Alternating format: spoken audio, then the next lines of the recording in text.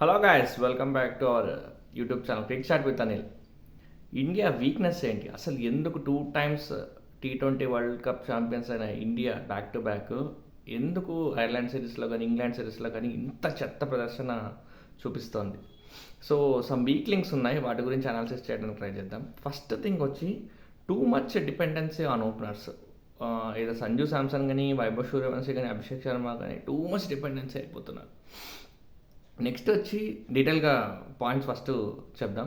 Next వచ్చి too many left handers, మన playing లెవెన్లో too many left handers. Next వచ్చి ఒక పవర్ఫుల్ ఆల్రౌండర్ అనేది పర్సన్ అనేవాడు లేడు. హార్దిక్ పాండ్యాకి రిప్లేస్మెంట్ అనేది లేదు. నెక్స్ట్ స్పిన్నర్స్ అనేవాళ్ళు ఒకప్పుడు చహల్ కానీ కుల్దీప్ కానీ ఆ కాంబినేషన్ తీసుకున్న, జడేజా అశ్విన్ ఆ కాంబినేషన్ తీసుకున్న మిడిల్ ఓవర్స్లో వికెట్స్ తీసేవాళ్ళు. ఇప్పుడు అది జరగట్లేదు. నెక్స్ట్ బౌలింగ్ లైనప్ చాలా వీక్గా ఉంది వితౌట్ బుమ్రా. సో ఈ 5 వీక్ లింక్స్ ఉన్నాయి, వీటి గురించి అనాలిసిస్ చేద్దాం. ఈ వైభవ్ సూర్యవంశీ, సంజు శాంసన్, అభిషేక్ శర్మ పైన టూ మచ్గా డిపెండ్ అయిపోతున్నారు.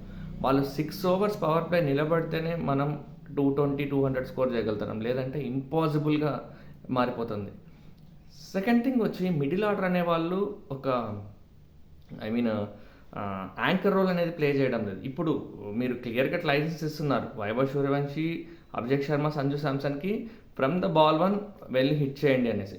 So the number 4, number 5, number 6 batsmens ఆ యాంకర్ రోల్ ప్లే చేసే బేసిక్లో ఉండాలి. లైక్ శ్రేయస్ కానీ, తిలక్ వర్మ కానీ, ఇషాన్ కిషన్ కానీ. బట్ వాళ్ళు కూడా ఫస్ట్ ఓకే, స్కోర్ అనేది మనకి మంచిగా ఉంటే ఫ్రమ్ బాల్ 1 స్ట్రైక్ చేయడం మంచిదే.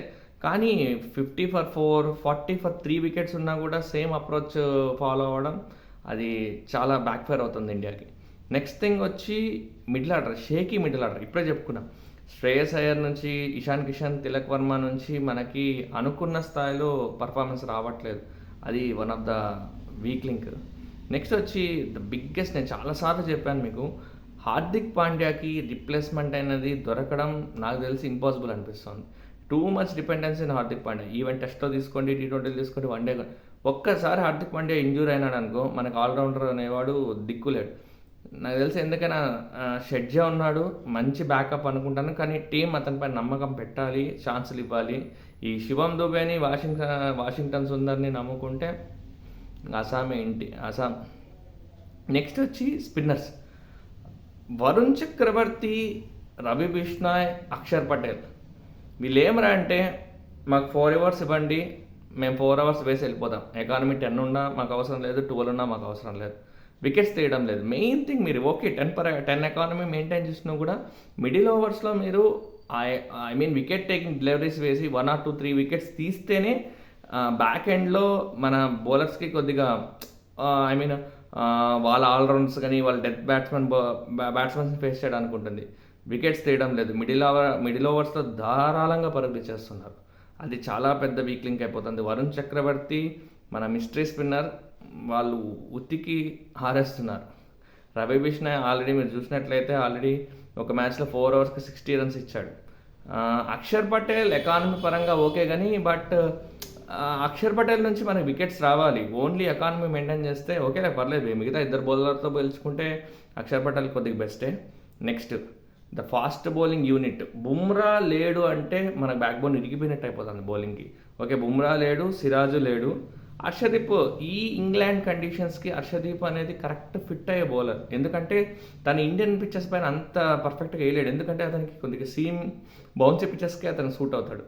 బట్ ఇక్కడ ఎందుకో వికెట్స్ రావడం లేదు. హర్షిత్ రాణా స్పీడ్ ఉంది కానీ బట్ ధారాళంగా పరుగులు ఇచ్చేస్తున్నాడు. ప్రిన్స్ని అప్పుడే మనం జడ్జ్ చేయడం కరెక్ట్ కాదు. ఈవెన్ ప్రసిద్ధ్ కృష్ణని కూడా అప్పుడే జడ్జ్ చేయడం కూడా కరెక్ట్ కాదు. అది ఒక వీక్ లింక్ అనిపిస్తుంది. ఈ 5 వీక్ లింక్స్ ముందు టోటల్ స్టార్టింగ్ ప్లేయర్ 1 నుంచి ప్లేయర్ 11 వరకు అన్ని వీక్ లింక్సే కనిపిస్తున్నాయి. సో ఇండియా బ్యాక్ ఫైర్ మళ్ళీ కంబ్యాక్ ఇవ్వాలి అంటే ఏం చేయాలి, నా యొక్క analysis. So stick to the opening. Vaibhav Suryavanshi and Abhishek శర్మతోనే స్టిక్ అవ్వండి ఓపెనింగ్. దాన్ని మాత్రం డిస్టర్బ్ చేయదండి. యంగ్స్టర్ యొక్క కాన్ఫిడెన్స్ అనేది బ్రేక్ అవ్వకూడదు. సో అది స్టిక్ అయ్యేసి సంజు శాంసన్ నెంబర్ 3లో ఆడాలండి. మీరు ఇషాన్ కిషన్ అన్నా కూర్చోబెట్టండి. నా బెటర్ ఆప్షన్ తిలక్ వర్మని ఫస్ట్ ప్లేయింగ్ లెవెల్లో తీసేసి ఇషాన్ కిషన్ని కొద్దిగా డౌన్ చేసి సంజు శాంసన్ నెంబర్ 3లో ఆడిపించండి. ఫోర్త్ ప్లేస్లో you have Ishan Kishan. So fifth anyhow మీకు శ్రేయస్ అయ్యర్ ఉన్నాడు. సిక్స్త్ శివం దూబే. లేకుంటే శివం దూబేని కూడా తీసేసి మీరు షెడ్జేకి వెళ్తే ఇంకా బెస్ట్ అని నా ఒపీనియన్. సో షెడ్జే ఉంటాడు, ఆ తర్వాత అక్షర్ పటేల్ ఉన్నాడు, హర్షిత్ రాణా ఉన్నాడు. So till 7th or 8th వరకు మనకి ఒక ప్రాపర్ బ్యాటింగ్ ఆడే ఒక బ్యాట్స్మెన్. వాషింగ్టన్ సుందర్, శివం దూబేని తీసి పక్కన పడండి, ఫస్ట్ ఆ పని చేయండి. సో నెక్స్ట్ ఎనీహో మనకి హర్షదీప్ ఉన్నాడు, వరుణ్ చక్రవర్తితో వెళ్తారు. సో ఇది మన ప్లేయింగ్ 11. ఆల్రౌండర్స్గా మనకి హర్షిత్ రాణా, షెడ్జే, అక్షర్ పటేల్ వీళ్ళు కవర్ చేసుకోగలుగుతారు. యాజ్ అ బౌలింగ్గా మీకు ప్యూర్గా 4 బౌలర్స్ వచ్చి హర్షదీప్ సింగ్ వేయగలుగుతాడు, హర్షిత్ రాణా వేయగలుగుతాడు, వరుణ్ చక్రవర్తి, అక్షర్ పటేల్. షెడ్జే ద్వారా మీరు 5th బౌలింగ్ ఆప్షన్కి వెళ్ళొచ్చు. ఇది నాకు తెలిసి పాసిబిలిటీ. శివం దూబేకి వెళ్తే కరెక్టా అంటే కరెక్ట్ కాదనే అంటాను. సో ఈ గెలుస్తాము అని కాదు, కానీ ఇప్పుడున్న ఇంగ్లాండ్ టీంతో మళ్ళీ కంబ్యాక్ ఇచ్చి గెలుస్తామనేది డౌటే. బట్ ఒక టఫ్ ఫైట్ అయితే గెలుతాం నెక్స్ట్ 2 మ్యాచెస్లో. ఈ ప్లేయింగ్ 11 కన్నా మీరు కన్నా ట్రై చేసినట్లయితే ఒక్కసారి ఇంగ్లాండ్ ప్లేయింగ్ 11 చూడండి మీరు. Jos Buttler, Philip Salt, Tom Banton, Harry Brook, Sam Curran, Will Jacks, Adil Rashid, Dawson, Josh Tongue, Archer. ఎవడు ఆడాడు చెప్పండి బ్యాటింగ్? జాస్టంగ్ ఒక్కడు నాకు తెలిసి బ్యాటింగ్ ప్రాపర్గా ఆడాడు. టిల్ 9th వికెట్ వరకు ప్రాపర్ బ్యాటింగ్ ఉంది. ప్యూర్ బౌలర్స్ ఉన్నారు. Archer wicket taking bowler, Josh Tongue wicket taking bowler, Dawson wicket taking, Adil Rashid wicket taking bowler, Will Jacks okay మనకు లెఫ్ట్ ఆర్డర్స్ ఉన్నారు కాబట్టి మేబీ ఎకానమీ మెయింటైన్ చేయగలుగుతాడు. Adil Rashid pure bowler.